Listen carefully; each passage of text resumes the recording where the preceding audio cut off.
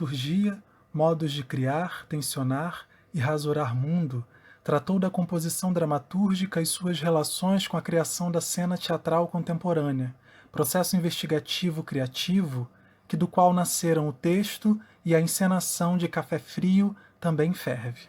Desde as primeiras palavras colocadas no papel, foi estabelecido um pacto de criação artística que se posicionasse de modo a dar visibilidade à trajetória diária dos trabalhadores da Baixada Fluminense, que desse nome a este deslocamento, ou melhor, voz às suas individualidades, desfazendo a frieza das portas que se abrem e liberam multidões de corpos mal dormidos. Escavamos uma maneira de abrir diálogo entre humanidades e exclusões, entre dormir e despertar, inclusive de um certo tom de sonambulismo, dos corpos que também são políticos e entrecruzados pelas potências e impotências todas. Foi preciso revolver e perceber as materialidades contidas nas armadilhas sistêmicas do capital, em sua relação com o trabalho, que escancaram formas adensadas de escravização na contemporaneidade. Refletir a estrutura dialógica de maneira não dicotômica, por meio da composição da dramaturgia, sempre esteve como meta, como eixo norteador da escrita dramatúrgica e cênica de Café Frio também ferve.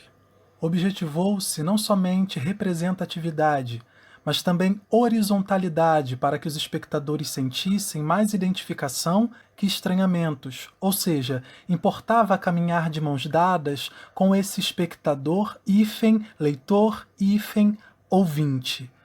O plano de fundo deste trabalho, em que reside tal imagem, tem como borda o pensamento crítico dos vestígios deixados pela modernidade, deixados pela abandonada e sucateada ideia de ligar o campo à cidade. Visto que em relação à Baixada Fluminense e a tantos outros horizontes de Brasis esquecidos, o que importa é o trabalhador entregar as horas de trabalho. Não interessa o tempo que ele consegue passar com os filhos ou consigo mesmo em descanso. É deste contexto, então, que nasce o drama Café Frio também ferve. Ambientado em um vagão do sistema ferroviário urbano do Rio de Janeiro, a jornada do herói, de Maria Luísa, Janete e Carla, 3 empregadas domésticas pretas, pobres e de realidades periféricas que revelam seus tensos entrecruzamentos sociais durante o trajeto de casa, Baixada Fluminense, ao trabalho, Barra da Tijuca, que se inicia ainda às 4h32 da manhã. Em cena, a luta pela sobrevivência, o trabalho não valorizado, o desemprego, a violência da cidade. É madrugada e o trem de estação em estação carrega pessoas que se apertam, dormem, suspiram. Mesmo transporte, mesmo trajeto, mesma paisagem sonora. Porosidade de escuta e de inserção obrigatórias. Corpos que estão estabelecendo um dentro-fora.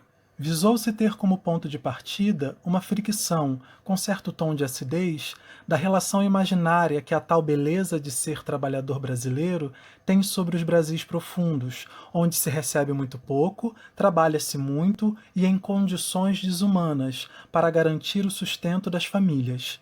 A primeira frase da dramaturgia já ressoa um confronto histórico, político e social dessa geografia caótica.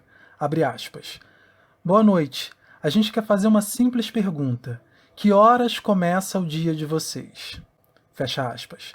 Porque é da periferia que surge a mão de obra mais desvalorizada e condicionada a um ciclo de precarizações. Esta frase expõe a fratura entre privilégio e desigualdade, e o texto segue, transbordando o que parece ser o âmago acolhedor e provocador do espetáculo. Abre aspas.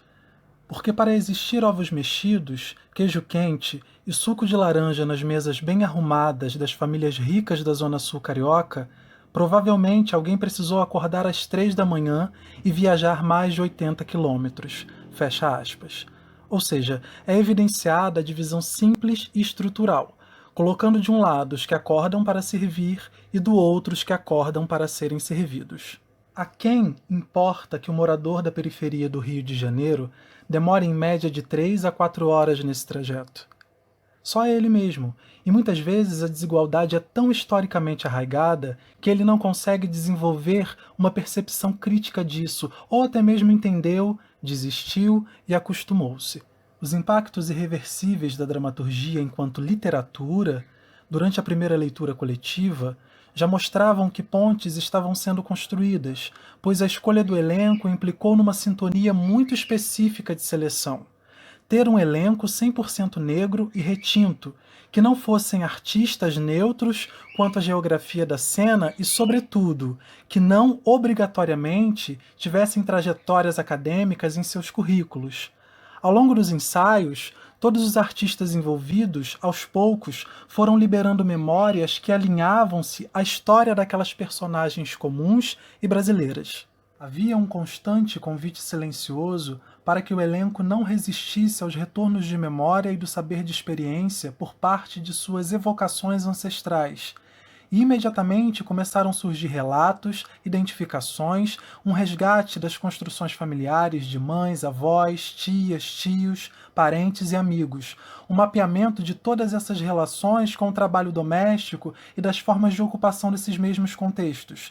Embora o texto já estivesse concluído, e não trate aqui de um processo de encontros ocasionados para a composição de uma dramaturgia, a troca foi muito rica e aproveitada na composição das personagens, nos ritmos, nos atravessamentos. Em 5 apresentações, nossa temporada de estreia no Teatro Gustavo Dutra, da UFRRJ, Campus Seropédica, investigamos caminhos que possibilitaram pensar a cena contemporânea e suas múltiplas formas de intervenção, fazendo vibrar e ecoar questões existentes e abrir outras referentes aos reflexos do que pode ser compartilhar a arte teatral com pessoas que por diferentes motivos não frequentam teatro, e principalmente entender que o emprego doméstico, formal e informal, tem raízes históricas com as pessoas da Baixada Fluminense, e este dado auxiliou na busca por uma maneira dialógica que não ignorasse o saber popular e a linguagem local, de modo que a experiência teatral pôde se expandir sendo palatável e não negando a possibilidade de reflexão, independentemente dos diferentes níveis de escolaridade.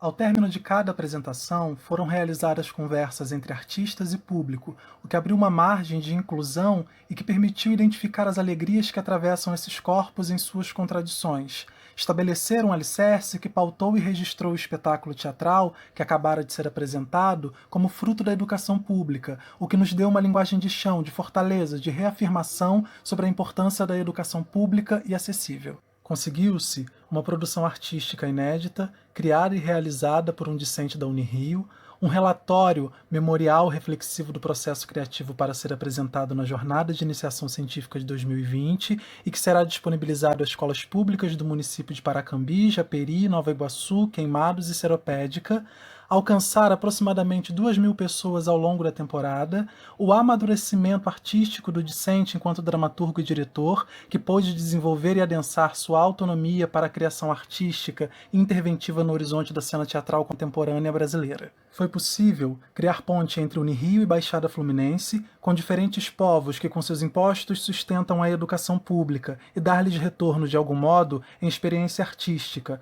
reforçando a importância da universidade pública e da pesquisa, a partir de um texto escrito por um dramaturgo que está inserido e que conhece o contexto das desigualdades e urgências de políticas públicas periféricas, não sendo um corpo neutro. Foram ampliadas questões importantes para a formação e desenvolvimento crítico social e assim desdobrou-se possibilidades por meio da ciência de um novo público, uma narrativa que os representa em relevância, mostrando-lhes poéticas e formas culturais, considerando as condições de Brasil profundo que, embora disfarçadas, também estão no estado do Rio de Janeiro. Abrimos diálogo direto sobre as políticas do ingovernável.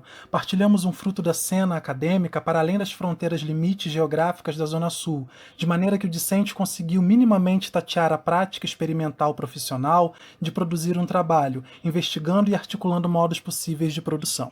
Portanto, Mediante rupturas devidas à pandemia, conseguiu-se elaborar com este projeto, tendo em vista as noções aqui já abordadas, uma curta temporada na Baixada Fluminense, investigações poéticas e dramatúrgicas e uma série de estudos sobre determinado conceito-problema a partir das relações do corpo de um dramaturgo com o espaço em que habita, e com os materiais teóricos e artísticos que surgiram do ato de criação, de pesquisa continuada, colocando em jogo recorrência e variações, retomadas e alteridade na evocação de usos da palavra para cena e linguagem.